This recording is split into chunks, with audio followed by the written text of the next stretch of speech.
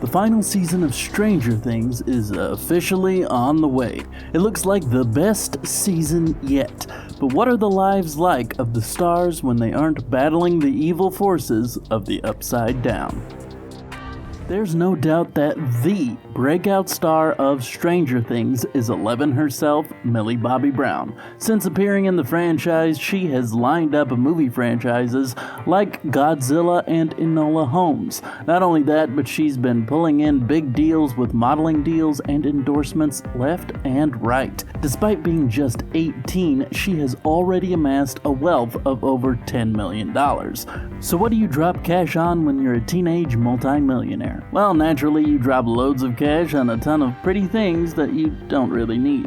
When she was 16, she did what literally any rich 16-year-old would do and scored herself multiple fancy cars. That includes a $70,000 Mercedes-Benz V-Class Marco Polo, a $27,000 Mini Cooper, and a special Cadillac Escalade that's worth upwards of $100,000 she reportedly uses for premieres.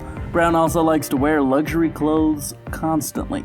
She's all about that handbag life, where she's been seen sporting designer names like Louis Vuitton $2,700 Shearling handbags, By Far's $505 Colt micro bags, and Gucci's $1,145 mini GG bags. They should probably pay her for that too, because pretty much every time she sports a new bag, it becomes a headline with a link to exactly where you can purchase it. Seriously, every single style Mills takes on instantly becomes a big deal to sites like 17, which dissect each and every part of the look. I mean, who can blame them? For her 18th birthday, she sported an instantly iconic modern Cinderella-style gown accompanied by glitter eyeliner. She basically looked like the classiest princess at Euphoria High School. She then used the look to advertise for her very own brand, Florence by Mills. Who knows, as much as people love her products online, she may be more successful for the Florence brand than for her acting. In her downtime, she really likes two-piece pink pajama sets from Justin Bieber's label Drew. She has been seen sporting the little yellow Drew smiley on clothes all over Instagram. This was actually a huge deal for the brand. Honestly, they probably should have hired her too. She has two different homes, as she frequently splits her time between being close to her family in London and filming in Atlanta. There isn't a ton of public information on the homes, but from the pics she's shared, it's clear that both are classy, modern, and perfect for families to bond. And for dogs. Mills loves to post pics of her dogs. Like any good millennial star, she also makes sure to give back to charity.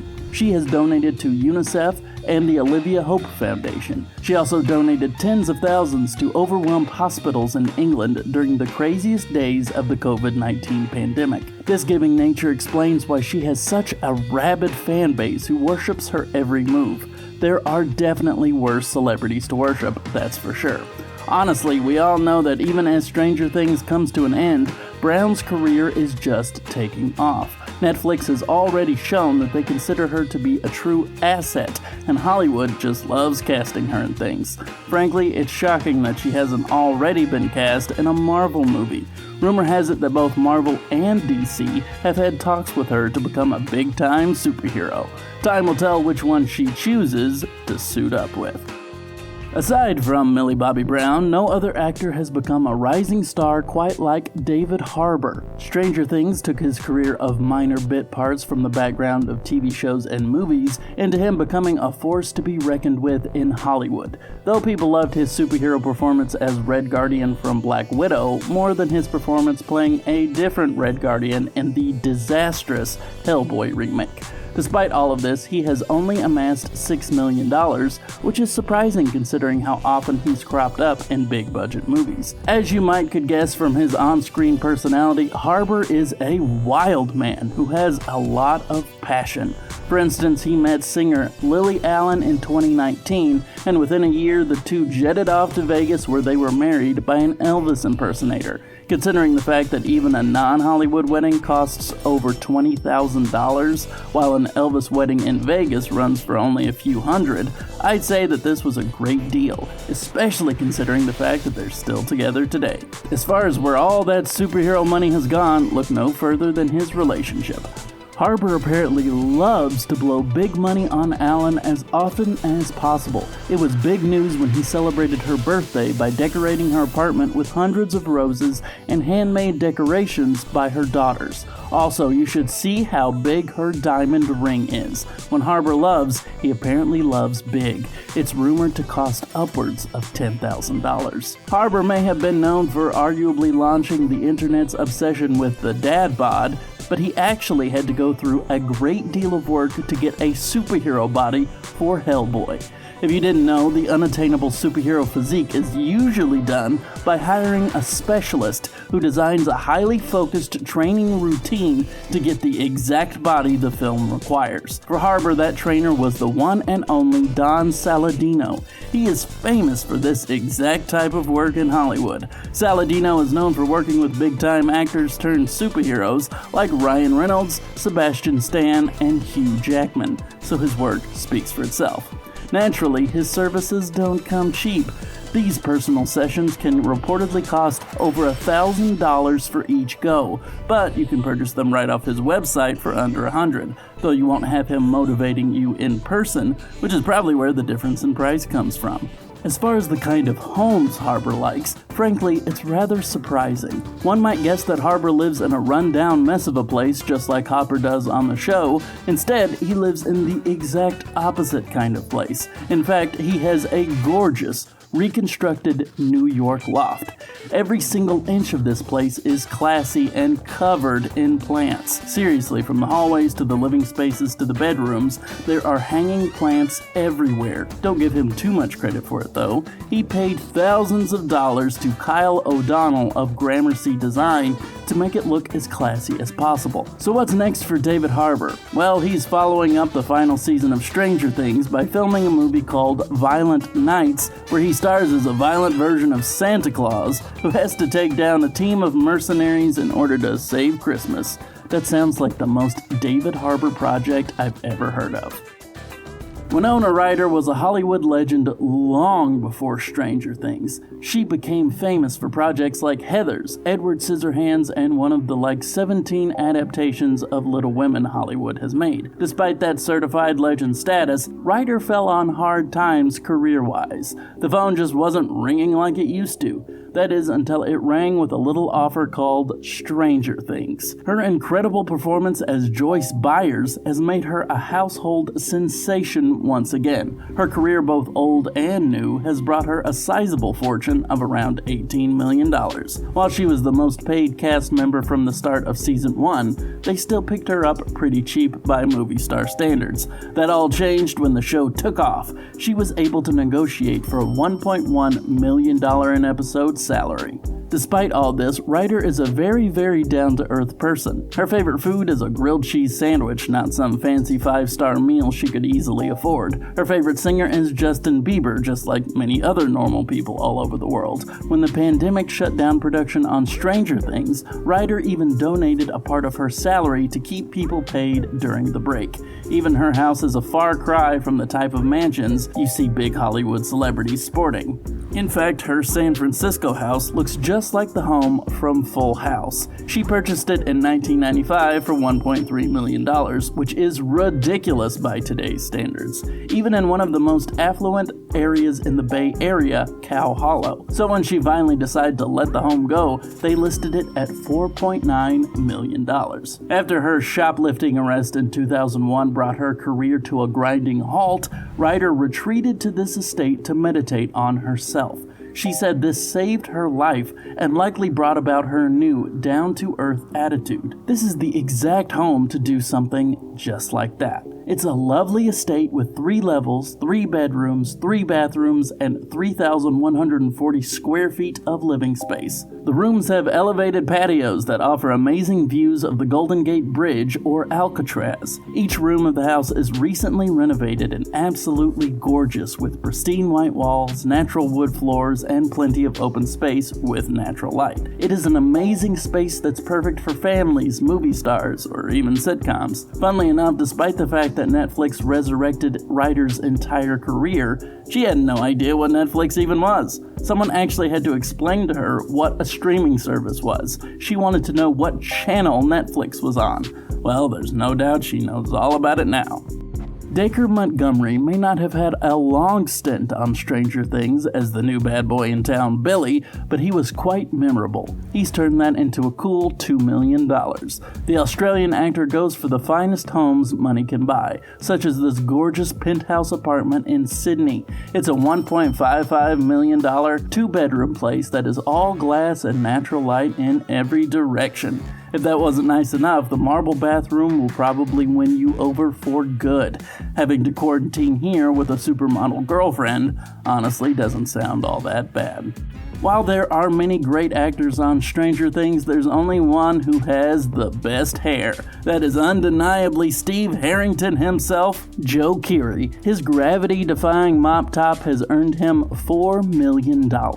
He is very aware of his responsibilities as a modern heartthrob, too. He once was spotted with less than perfect hair and made sure it would never happen again. Every couple of weeks, he gets a slight trim that doesn't make his hair look too perfect, but just a little messy. His stylist then recommends 2 Oribe mousses, the Surf Comber tousled texture mousse. Afterwards, a matte waves texture lotion texturizes the entire look.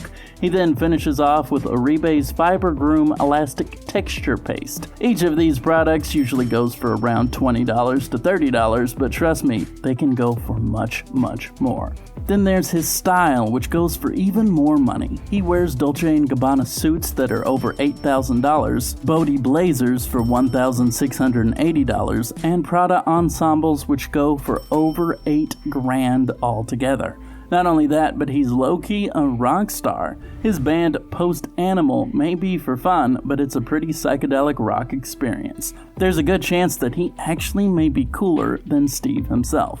Looking at Finn Wolfhard's mic from Season 1 is baffling now. He has grown so much since he first stole Eleven's heart in Hawkins, Indiana. Since then, he's made bank off of basically showing up in a movie to give it Stranger Things vibes. Look no further than the not-so-subtle comparisons It and Ghostbusters Afterlife have made to the show. This position has been very good for Finn, earning him $4 million, which is awesome for a kid that's just 19. His interests don't just lie with acting, though. Apparently, he keeps a MacBook on him at all times so that he can write screenplays and music for his band Calpurnia. He's usually seen playing a blue Fender that's worth around $2,000. So look out for this star to maybe win some Grammys in the near future. Why isn't there a collaboration with Joe Keery? As far as Finn's future, we'll see how long the novelty of making something that seems like Stranger Things will last. He decided to become an actor after watching the first Spider-Man movie, so maybe when Tom Holland finally puts the red and blue tights away, Wolfhard will give it his best shot to become the next Peter Parker. There are actors who have had more success, but few actors have portrayed as many lovable characters as Sean Astin. He's been Mikey in The Goonies, Rudy from Rudy, Samwise Gamgee from Lord of the Rings, and the valiant Bob Newby from Stranger Things Season 2. This storied career has made him $10 million.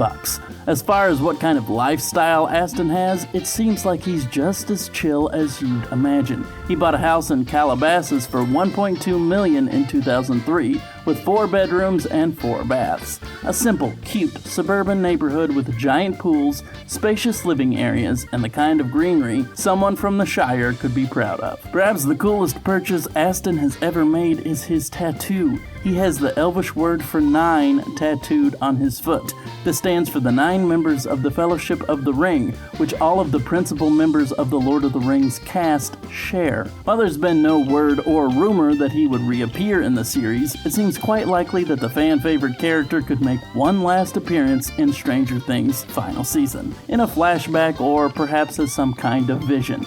The show is known for exactly that kind of thing. One of the most exciting things coming in the new season of Stranger Things is the inclusion of Freddy Krueger himself, Robert Englund. This isn't all that surprising given the show's love of 80s star stunt casting and the show's obvious love for the Nightmare on Elm Street series, Dream Warriors in particular. Englund himself has had a long career in Hollywood that has earned him a nice $16 million.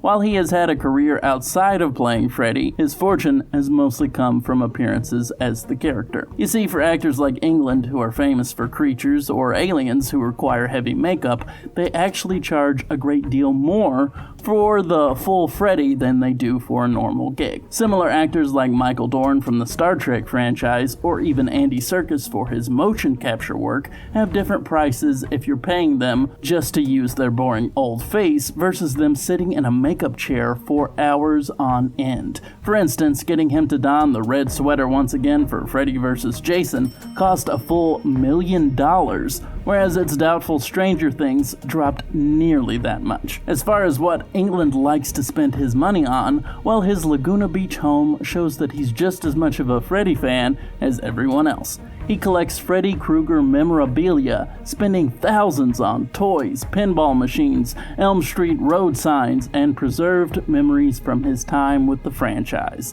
Funnily enough, you'd think he would have one of his iconic bladed gloves, but he actually gave the only one he kept to his agent as a thank you. Aside from buying every piece of Freddy merch he can get his hands on, apparently Englund still likes the cool, subdued California life he did when he was a kid.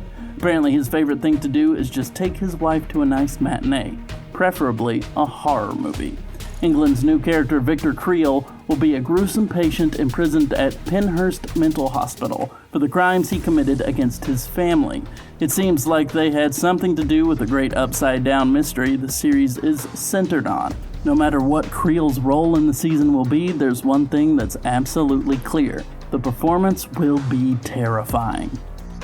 Gaten Matarazzo absolutely won over the world with his lovable performance as Dustin in Stranger Things. This has earned him $5 million, even if Hollywood hasn't grabbed onto him quite like some of the other stars.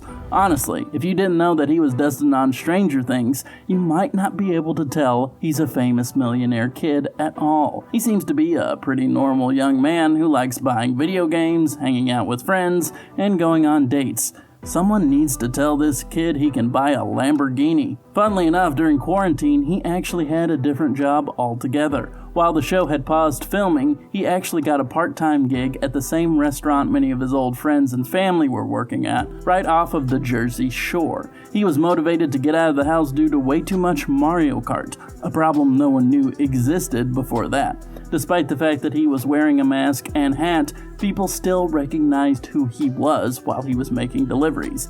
Getting a delivery from Dustin Henderson was probably better than the food. The final season proves to be the biggest yet. Here's to hoping they pull a Sean Astin and get a cool tattoo commemorating their time in Hawkins, Indiana.